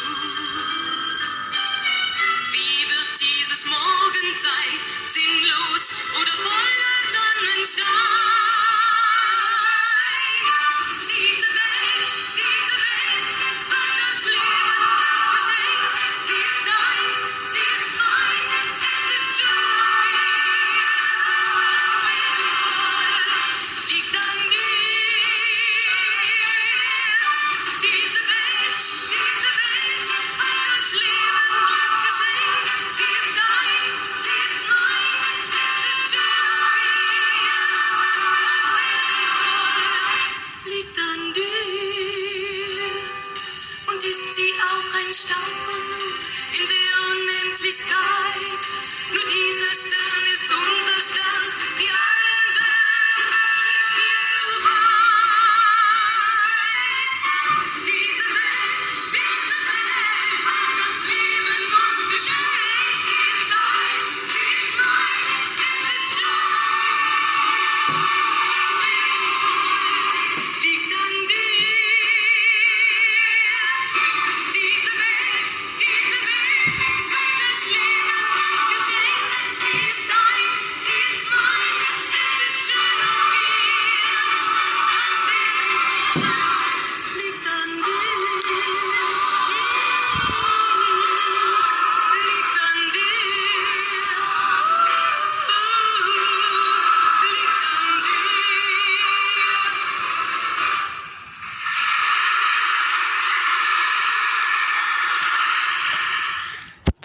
Yeah, 1971. Yeah, sort of has a positive message there. And it's similar to Carl Sagan's message. You know, it's our conscious. So she doesn't make reference to, Mother Earth or Father Planet. She doesn't make that transference, right? Because of the unconscious anger towards the parents. It doesn't work. How about just appreciate the fact that there are all these specks of dust flying around. Only one is just the right distance from the sun. Not too close, not too far. Just the right distance for the microbes and the mucks and the cells and the bacteria, oxygen, water, life forms, billions of years, evolution. And then more billions of years. Finally, the monkey line, the hominid line. Finally, Homo bodoensis. Homo bodoensis, us, an earlier version of us by one theory, is that we used to be Homo bodoensis. And it took Homo bodoensis, us, 1 million years to develop the cortex. And then, and we're Johnny-come-latelys. We just recently came on the scene as an evolution from Homo bodoensis. So we're all from Homo bodoensis. And so when we became Homo sapiens, we continued the tradition of Homo bodoensis of giving the babies a secure attachment style. So the natural temperament was warm, calm, caring, easygoing. The joy ran the console, I'm okay, you're okay. There weren't these aberrations like cynicism, and the Iago pattern, the bully pattern. They weren't these kinds of disturbed and then not making sense, always repeating the trauma in the past and the present, looking for merging and oneness and constant craving for the good breast. These kinds of things didn't exist. So Homo sapiens, right? The evolution from Homo bodoensis, us, we used to be Homo bodoensis, we continued that tradition for 150,000 years. All babies got a secure attachment style. Okay, we can all live like nomads where I know mad at you and you're no mad at me. There wasn't this anger, right? And that's not a natural thing. It's just this traumatized reaction to when the baby's not loved. So something happened 10,000 years ago. We became Homo traumicus. We became a traumatized version of ourselves called Homo traumicus. Some people call it Homo economicus. Okay, the greed, emphasizing the whole greed and the plunder and the pillage and all this. So we do a thing called the 26 ways we can see how we are traumatized versions of ourselves. The 26 ways. I definitely won't do it now here today, but we'll do it. We'll update it again soon. And okay, this video finally got done, huh? My goodness. I think it was worth persisting. I think it was worth to continue to get this video out. So let me just end it here. This is part 3 of 3 of role responsiveness. I think a very good exercise would be to read the quotes here, 14, 15, and 16. I mean 26, 14, 15, and 16. Roughly 60, 70, roughly 70, 75 quotes all in. It's a good exercise. I know it's a little repetitive, but it really conveys. Thomas and Steckel, is that right? In yesterday's quote, they had a very good sentence in yesterday's quote, TQ 2615. They said that the therapeutic turning point comes when we reflect on the moment that we are trying to induce and reenact the past and the present. The moment we catch ourselves, that can be a therapeutic turning point, because we know why are we doing this. It doesn't make sense, right? Kristen Wilson, if you're not in your body, you're not making sense, literally. And it's disembodied discourse that causes these problems. So reenactment is disembodied discourse trying to communicate discourse.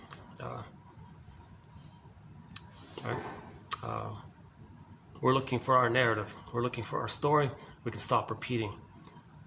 We repeat because we lost our narrative. When we find our narrative, we can stop repeating. New German word here today. Das Welt, meaning this world. Welt means world. Didn't know that. Yeah, so we're learning a bit of German here. Katja Epstein taught us the word Fluchschwieger. We played her song Fluchschwieger, meaning heartbreaker, a couple of months ago.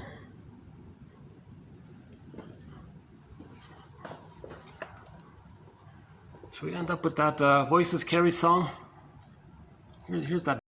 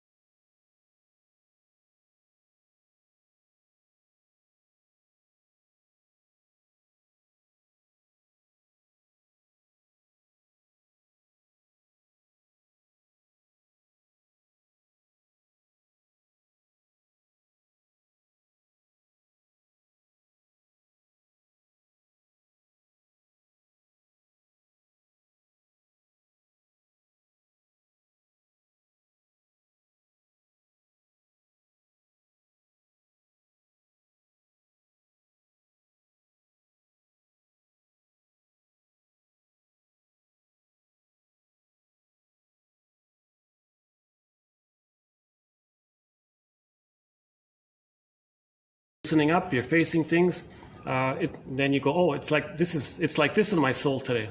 So it brings up material. So the quotes can bring up feelings. So don't look for feelings without the consciousness. The egg needs the nest. So first build a nest, then the egg, the feelings, the potential will come in, right? Okay, wow, what a day today. I've got lots of time left on the camera, but let's see.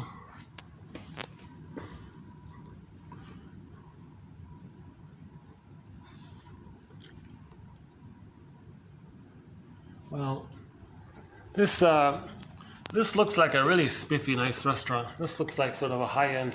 This is like a high-end restaurant.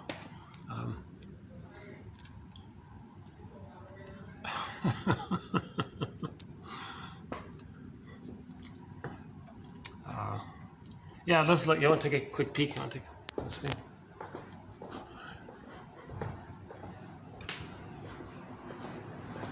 Yeah.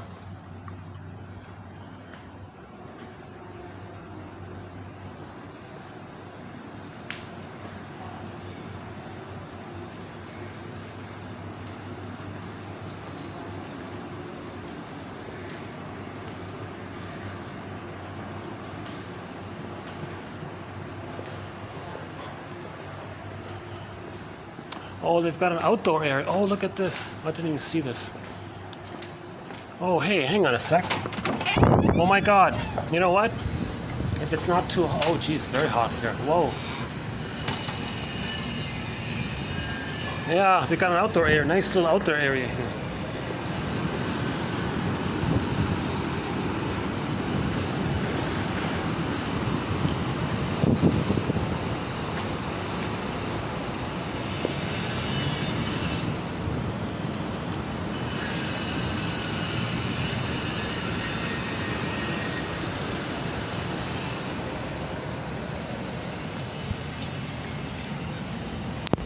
On second thought, maybe I can sit here for a bit. Oh yeah. Oh, it's pretty hot here. Try it this way. Does this work?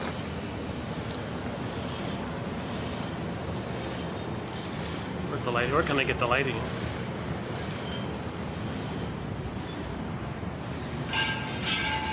What about here?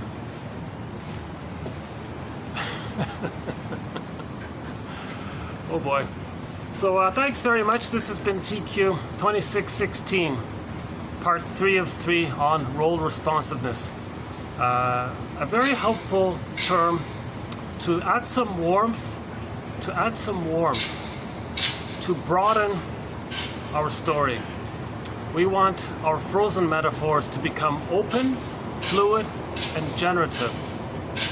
We don't change the past, but we can change the effects the past have on us if we can add some story, add some narrative, add some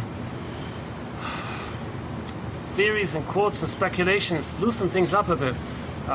Try to see the two sides, the third side of the coin, right? Yeah, nice little, oh look at this, eh? What a nice little outdoor area here, yeah.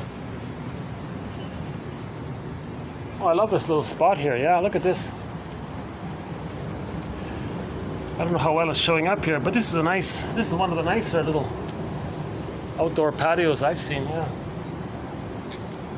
Oh boy. Let's get some AC here.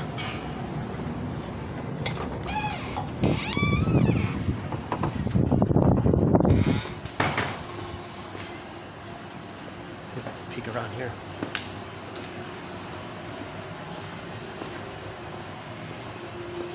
Aha, oh, there's another one here. Okay, there's another outdoor place here. Oh, they got some nice rooms in here. Oh, look at this. Oh my goodness. Oh, this is a great place. Oh, wow, I love it here. All this wood. Oh, this is a fun place. Oh my God, yeah. Oh, this has got to be like a top-end restaurant, yeah. Yeah, look at this place. Oh, what a nice place. Jeez.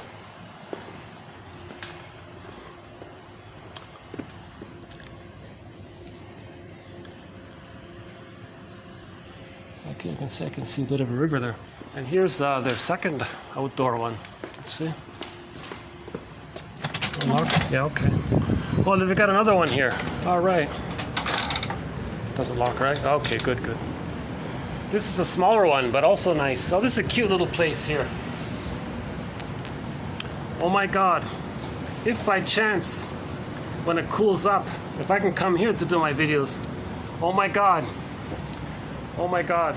Yeah, this would be great if I could do my videos here. Problem is the lighting. I can never get the lighting right here. Oh my goodness. Where's the lighting? Only here, right? Oh, there we go, right? What about here? How about here? Oh, here we go. Here, I could do it here. Oh my God. Oh my God. I could have done the video here, right? Oh no, only for 5 minutes. Oh, look at this. Here's a nice little spot. Yeah, right here. This spot right here. Here's my new favorite spot right here. This feels pretty comfortable right here. Look at this thing. Lots of cranes.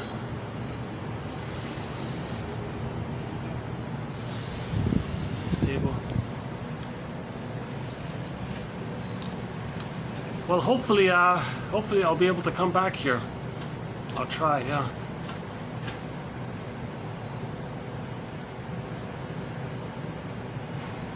Windmills of the Mine deserves a nice place, you know, to have this material delivered from. This is Encyclopedia of Soul Repair from this psychoanalytic narrative medicine tradition. Okay, this narrative medicine, these quotes are like stepping stones moving towards Rumpelstiltskin, finding the right phrasing, the right terms, and as we're struggling, you know, sometimes things loosen up. For example, the TQ 25:35-9 on Falling in Love, those 5 videos. The featured song for that was the Doobie Brothers, What a Fool Believes. Those 5 videos, 130 quotes on transference love, infatuation, puppy love, romantic love, passionate love, where we transfer the past into the present, reenact the past into the present. The fantasy that the person in the present can be the good parent that should have existed in the past in the nursery. It can't be done. That issue of this falling in love topic, those marriages they don't become like fine wine. Transference love is not the same as abiding love, right? Genuine mutual love. But we can upgrade it. We can upgrade transference love to genuine, regular, abiding love, right? It can be done. Whoa. I hear a subway. Missed it? Oh, you missed it.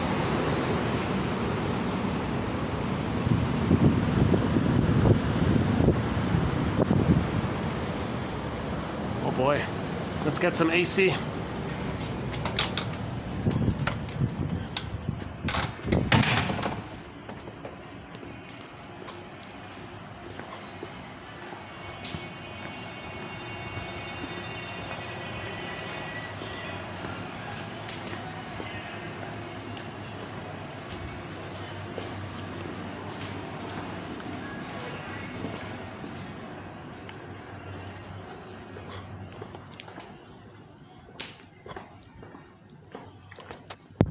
You know, I haven't eaten here.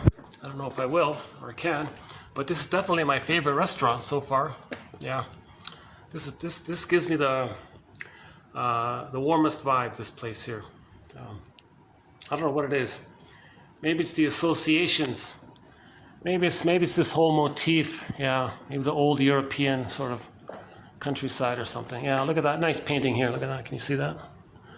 That's a nice one. Yeah.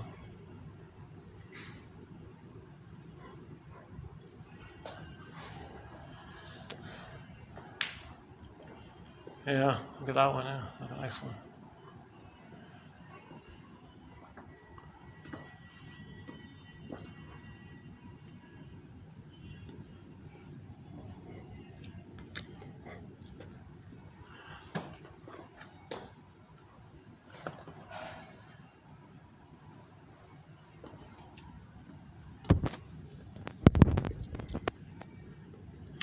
Yeah, I heard the singer. That's the singer of that song you just heard.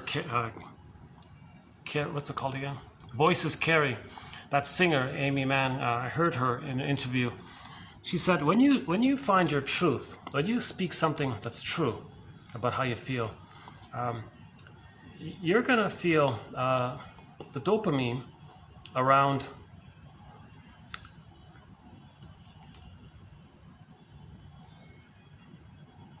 Now you have the confidence to go and express your real self. Dopamine is the energizing that you want to do something, right? But if you find your true self, you're not searching for something to replay the past and the present. So maybe there's a different kind of dopamine. How do we say this? Dopamine for the chase, serotonin from the catch. Wait a minute. Maybe we should say that the dopamine from the true self, it's going to chase something healthier than the dopamine from the false self that's going to repeat the dysfunction in the past, replay the pain in the past. Another song, this song, what's it called again? Voices Carry, reminds me of a Katie Lee's song, It Must Be Something Psychological. I like you because it's really explainable, she said. I like you because you're unattainable. Well, in the similar song here, Voices Carry, she's doing the same thing. She's choosing a man who's unavailable, unattainable, emotionally unavailable, and physically unavailable by the looks of it, being treated like an object to replay how the mother had treated her as an object.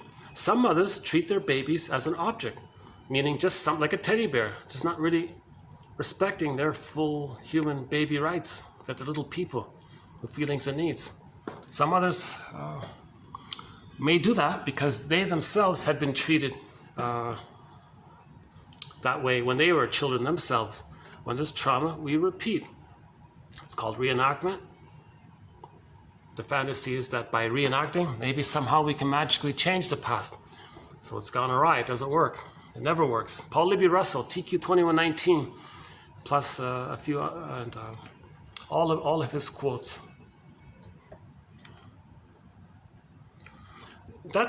There's some key material. Paul Libby Russell about repetition compulsion. Morton Keysen about the importance of how the baby's trying to save the mother, protect the mother, cure the mother, that whole area. The transference love one. Bruce Brody is in there. And now this one here, role-responsiveness by this Sandler guy. And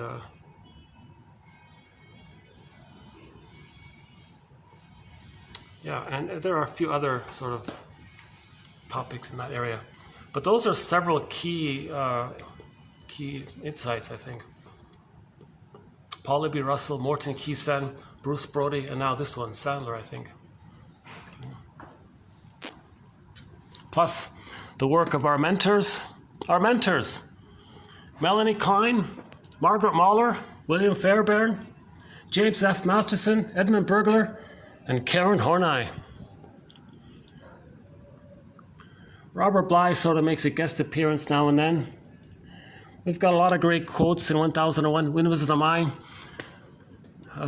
Thomas Ogden, James Grotstein, Aletha Horner, Dorothea MacArthur, Henry Guntrip, H.P. Laughlin,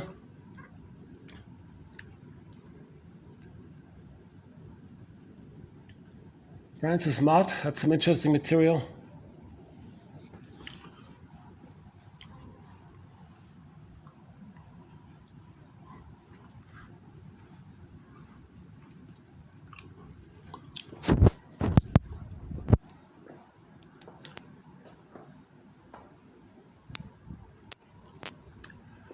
Yeah, the truth is I'm feeling a little tired here, so maybe I'm just gonna, there's one of the birds.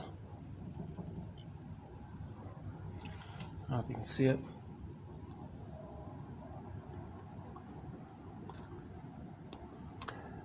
The roads back here aren't too crowded, eh?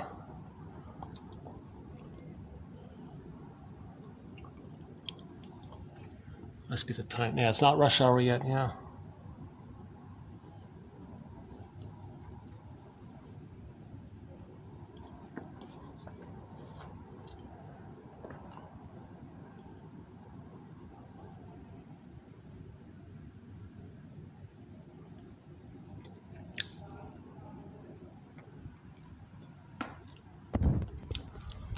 Okay, I'll see you in the next video. In the next video, we'll have some quotes from a dictionary that discusses terms that philosophers like to, existential philosophers like to use. So there were a few entries in there that overlap with psychoanalysis. So in the next video, we'll have some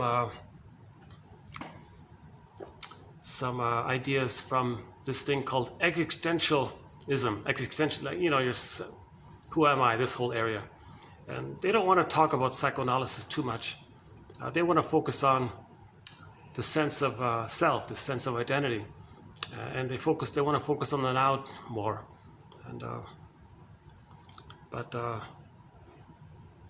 but so most of the ideas just sort of glanced over. Didn't want to get too wrapped up in it.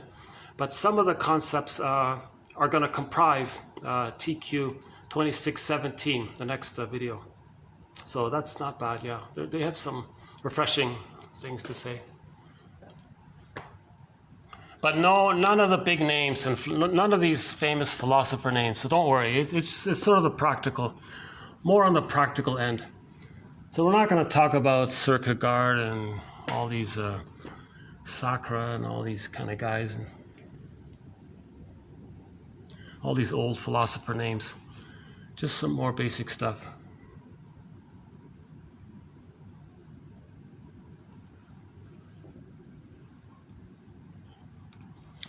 A lot of this philosophy is sort of a defense mechanism called intellectualization, using abstract thoughts specifically to keep the person in the head, in the mind, as a defense against feelings. So there's a defense mechanism known as intellectualization, where we use cognition and ideas and thoughts specifically not to move towards weaving a basket to accept feelings, quite the opposite.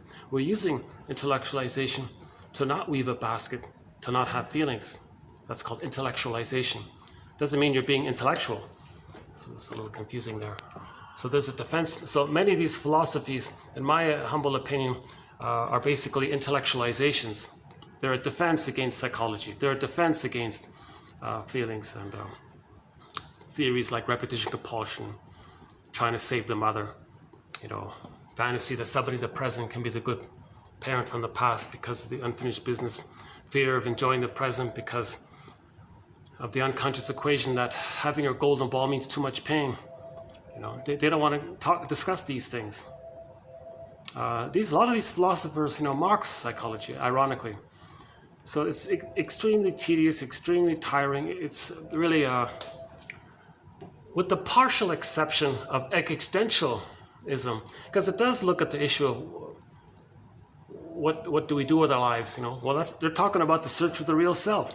They're talking about what James F. Masterson writes about in his book, The Search for the Real Self.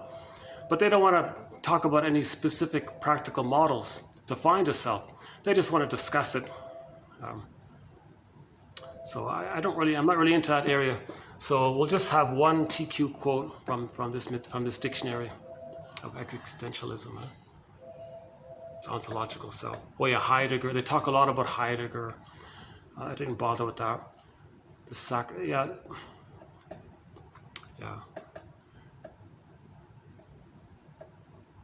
They did mention Kafka once, so that's good. So we'll have that quote in there about Kafka, the trial story. That's a good one about the trial. So in that story, the guy was guilty of something, but they didn't tell him of what. It was a metaphor that as children, we feel guilty and we don't know why. What did we do wrong? What's the crime? So in that story, the trial, the guy's never told of the crime. So that was a parable to talk about how we as children feel guilty, but we don't know, what did we do wrong?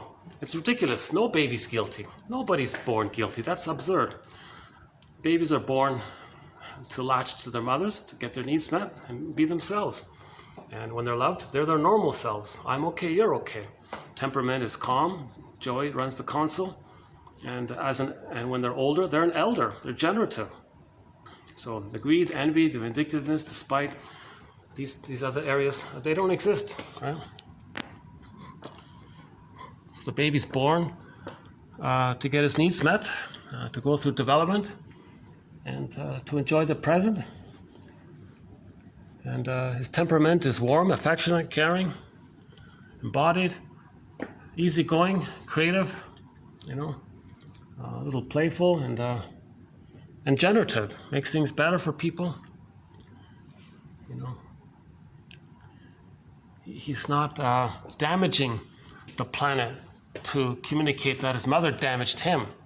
So he's not in that area, right? If he's loved by the mother, then he's loving the world as a natural byproduct of having been loved. That kind of thing.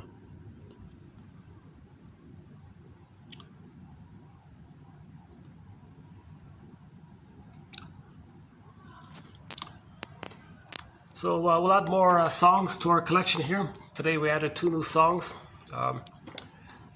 Die Welt by Katja Epstein and Voices Carry by the band Till Tuesday.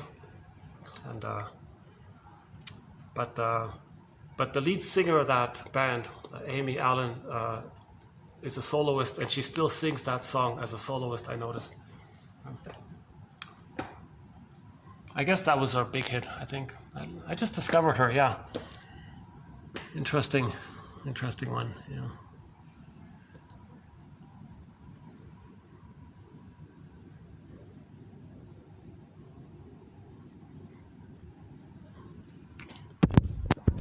I discovered Amy Allen because I was playing the song The Cars, Just What I Needed, and I was looking for covers of that song. And I found a cover played by a cruise ship band. The cruise ship band included Amy Allen in that cruise ship band, and I noticed her there. And I looked her up from that point and found the song, and found this song here this morning. Yeah. That's a very good cover of the song "Just What I Needed" by The Cars, sung by her and her friend. Some guy named Joko or something, Jonathan Colton or something like that. I don't know him. He's sort of an internet kind of star or something. But Amy Allen seems interesting, yeah.